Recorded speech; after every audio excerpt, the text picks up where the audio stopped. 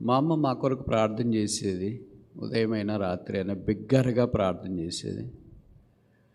ఆ ప్రార్థనలో ఎందుకు ఈ పదం వాడేది? ఆమెకు చదువు రాదు, కానీ ప్రార్థనలో వాడే పదం ఏంటంటే, నీవు నాకు ఇచ్చిన పిల్లలు నా పిల్లలు కాదు, నీ పిల్లలే. నా చిత్తము కాదు, నీ చిత్తమే వారి విషయంలో నెరవేర్చుకొనము. నాకు తెలిసి ఈ మాట చేయకుండా ఆమె ఎప్పుడు ప్రార్థన ముగించినట్లు గుర్తులేదు. అందుకే నేను ప్రార్థనలో 3 భాగాలుగా విభజిస్తా. మొదటిది ఏంటంటే కేజీ ప్రేయర్, రెండవది ఏంటంటే పీజీ ప్రేయర్, మూడవది ఏంటంటే పిహెచ్డి ప్రేయర్. ఇప్పుడు మత్తయి సువార్త 7వ అధ్యాయంలో అడుగుడి మీకు ఇవ్వబడును, ఆస్క్ అని ఉంటుంది కదా, ఏఎస్కే. దీన్ని ఎక్స్పాండ్ లేదా ఫుల్ ఫామ్ చేస్తే మొదటిది ఏ అంటే ఆస్క్ అంటే అడగండి, ఎస్ అంటే సీక్ అంటే వెతకండి, కే అంటే నాక్ తట్టండి. కనుక అడగండి, వెతకండి, తట్టండి. అది ప్రార్థన, అది కేజీ ప్రేయర్. మరి పీజీ ప్రేయర్ ఏంటి? యేసు ప్రభువారు గెత్సేమనే తోటలో చివరిసారిగా ప్రార్థన చేసినాడు. నా చిత్తం కాదు, మీ చిత్తమే.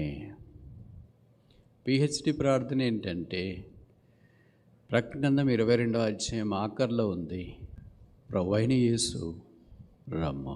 ఇప్పుడు ఈ 3 రకాల ప్రార్థనలో మనము కేజీ ప్రార్థన చేస్తున్నామా, పీజీ ప్రార్థన చేస్తున్నామా, పిహెచ్డి ప్రార్థన చేస్తున్నామా, అసలు ప్రార్థనే లేదా?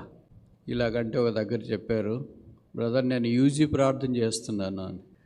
మనం 2 ఆకులు ఎక్కువ చదివింటాం కదా, అందుకే రాయబడింది పద్ధతి ప్రకారము ప్రభు మన యొద్ద నుండి కోరుతున్న ప్రార్థనలు. Prayer life is a progressive life. ఇది ఒకరోజు జరిగేది, ముగించబడేది కాదు.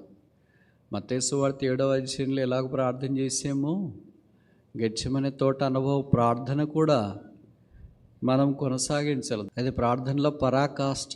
ప్రార్థన అంటే మనకి ఏది అక్కరగుందో అది ప్రభువుని అడిగి పొందడం మాత్రమే కాదు, మన చిత్తాన్ని లేదా దేవుని చిత్తాన్ని మన విషయమై అంగీకరించడానికి ఒప్పుకొనుట. Not my will, thy will be done. మనం ప్రార్థన చేసేటప్పుడు ఏ రోజైనా ఈ పదం వాడినట్లు మనకు గుర్తుందా? నాకు తెలిసి ఎవరికి ఉండదు, ఎవరు అలాగ చేయం కూడా, అలాగ ఉండాలని అనుకోం కూడా. కానీ దైవ చిత్తము మన ప్రార్థనలో చాలా ప్రాముఖ్యం. అంటే ప్రభు చిత్తానికి మనల్ని మనం అప్పగించుకున్నడం ద్వారా ప్రభు మన జీవితంలో కార్యం ఆరంభించడానికి అవకాశం.